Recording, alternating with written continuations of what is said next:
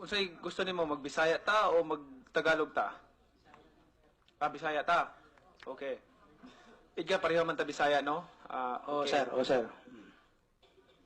Kung ikaw ba maghatag og pagsalig sa katao, o unsay imong basihan?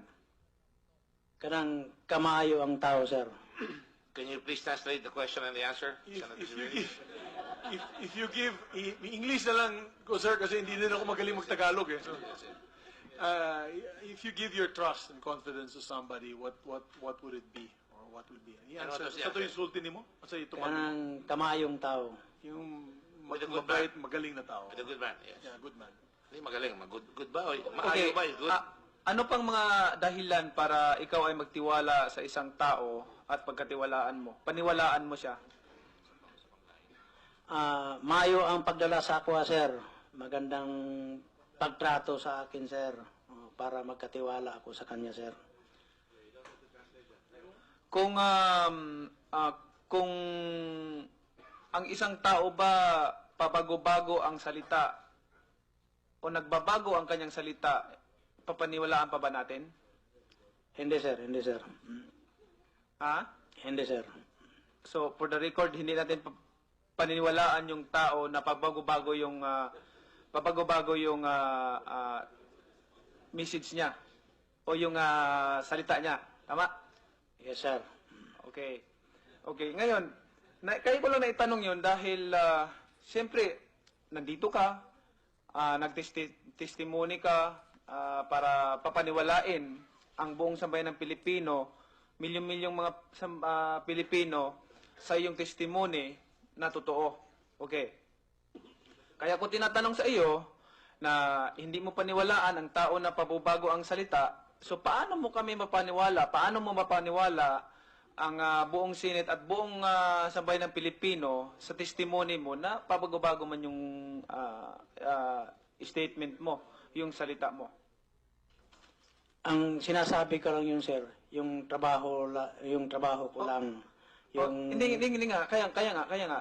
Kung alam na alam mo yung trabaho mo, hindi siguro pabago-bago ang statement mo. Kasi kung magpunta ka dito, pabago-bago yung salita mo, so kung kami mga makikinig sa iyo, pwede kaming maniwala sa iyo o pwedeng hindi kami maniwala. So, dalawang pinagpipilian namin, maniwala kami sa iyo, ang taong bayan maniwala sa iyo o hindi. Dalawang pinagpipilian ng sambayang Pilipino kung maniwala kami sa iyo o hindi. Ngayon, kung pabago-bago yung salita mo, ikaw na mismo nagsabi na hindi ka maniwala sa tao na pabago-bago ang statement. Tama po ba? Yes, sir. Okay. Sinabi mo rito, ini-emphasize mo pa, 4 na bodyguard ni Nograles, pinatay mo, hinulog mo sa dagat. Talagang paulit-ulit na itinanong sa iyo, sigurado ka ba na bodyguard ni Nograles yun? Sigurado ka pa? Sabi mo, sigurado ka. Ngayon, paano kaya kung hindi nagsabi si Nograles, no? Si Nograles na wala siyang bodyguard na 4 na namatay, magbago kaya ang statement mo doon sa pinindigan mo na tao niya? Yes or no lang po? Dili na magbago ang akong sir. Ang akong testimonya, sir. So hindi na magbago. Okay, so kung hindi na magbago, ngayon bakit nagbago nung nagsalita si Nograles na wala akong tao na 4 na napatay? Sige, kinaklaro ko lang mabuti para fair sa lahat. Walang tayong pinapanigan nito, wala tayong... Okay, para klaro lang para mabaliwanagan ang buong sambayan ng Pilipino. Okay. Pero nung nag-testify si Nograles, sabi niya na wala siyang tao, nagbago yung mensahe mo na hindi pala yun sa tao ni Nograles. Okay. So, isa na yun doon isa na yun sa point doon. Nung sinabi mo na ikaw ay bodyguard ni Paulo, naging escort ni Paulo, tama po ba? Dili, sir, dili. Nikuyog lang ko mga pila kahigayon, sir. Sumama lang daw, hindi daw sa may bodyguard ni Paulo, mga pulis, sir. Okay. Ang sabi daw niya, Mr. Chairman, hindi daw siya bodyguard ni Paolo. Sumasama lang daw sa ilang beses. Ilang beses. Oh, Pero Kuyog means sumama. sa salaysay mo, napapanood ko, sinabi mo na naging bodyguard ka, nag-aaral siya, nag-escort ka sa kanya. Sabi mo nung bata pa siya, tama po ba? Oh, elementary pa, sir. Ilang bisis man lang yun, sir. Hindi ko na matandaan, sir. Okay, elementary, may record po ako dito, pinadala mismo dito sa akin galing kay Paulo Duterte, na hindi po siya nag-elementary sa Ateneo. Yung statement mo, yung pabago-bagong statement mo, maglisod ta ba? Maglisod ta nga patuuhon na to ang buong sambayan ng Pilipino ba? Kumbaga, sa Tagalog pa, mahirapan tayong papaniwalain ang buong sambayan ng Pilipino sa statement mo. Kasi pabago-bago eh.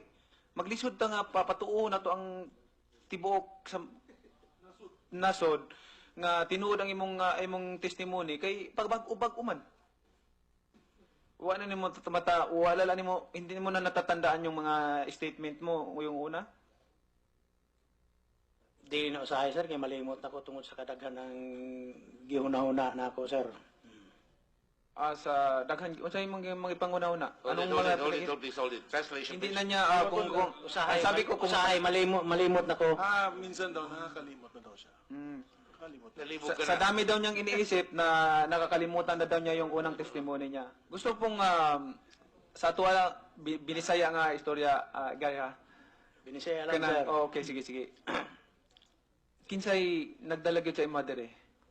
To kita lang ko di. Kana lang, sir, ang akong dili ko mo, sir. Kay, Inamig ko nga istorya pa. Kinsay nagdala sa mother. kana lang ang akong dili ka, sir. Kay, siyempre naman, kung ikaw naman, kung kinsay nagdala sa ako, adiri, base, ang iyang kinabuhi, sir, protektahan po na ako, sir. Pero nay nagdala sa mother eh. Basta, usa lang ang Sir, tabang. State who brought him here because he's also afraid for the safety of his life. Ang sabi ko, Mr. Chairman, atin-atin lang, binisaya na usapan, sino ba talaga ang nagdala sa iyo dito?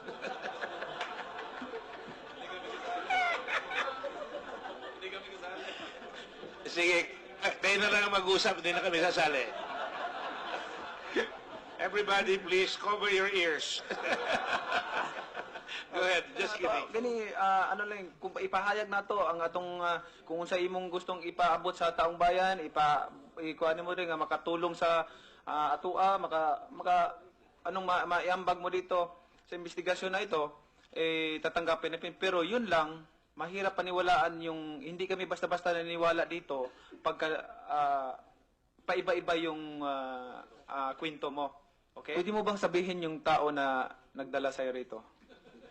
Ako, sir, hindi. Hindi, sir, hindi. Ha? Dahil sa proteksyon sa buhay niya, sir. Nandito ba sa aming lahat dito? Wala, sir. Wala, sir. Wala, sir. Wala. Wala. May kininto ba siya sa'yo? Anong sasabihin mo? Tinuruan ka ba kung ano sasabihin mo rito sa mga sagot na, sa mga tanong na isasagot mo? Wala, sir. Wala. Wala, sir. Sa'yo lang. Walay nagtudlo sa ako, sir, kung dili lang, ako lang mismo, sir. Okay, so kung walang nagtuturo sa iyo, kung ikaw lang mismo, okay. Dapat consistent yung statement mo. In a cross-examination like this, okay? Kung walang nagtuturo sa iyo, kung walang nagtaturo sa iyo na tao, o no ibang tao na ikukuts ka, imposibleng makalimutan mo kung ano yung testimony mo galing sa puso mo at sa isipan mo. So, because of your testimony, paiba-iba siya, so, iniisip ko talaga na may nagko-coach sa'yo, may nagtuturo sa iyo. Especially, nung una mong pag-appear dito sa Senado, ang statement mo, pag dinig namin, gulat ang lahat. Galing ng statement. Nung itong pangalawa, lahat ng mga statement mo, salungat doon sa mga statement mo nung una. So, kaya kita tinatanong, ang unang pasok ko kanina, paano ba natin paniwalaan ang isang tao? Paano ba natin paniwalaan ang isang tao sa kanyang testimony? Siyempre, di ba magsasabi ng totoo? Pag pabago-bago ang testimony, hindi basta-basta paniwalaan. So, ingon ana, Edgar, no? Ako man sa una, nakaagi ko ingon ana sa imong pwesto, nakaagi ko ingon ana eh. So kung pabago-bago ang testimony nimo, dili gyud ka paniwalaan. Sabot na ko, sir. Oh, ingon na kinahanglan jud nga kung yan ay galing sa puso mo, galing sa isipan mo dahil gusto mong isiwalat ang nasa puso mo, yung mga ginagawa mo, hindi mo pwedeng makalimutan 'yun. So I'm sure na may nagturo sa iyo. Yun lang, Mr. Chairman. Thank you.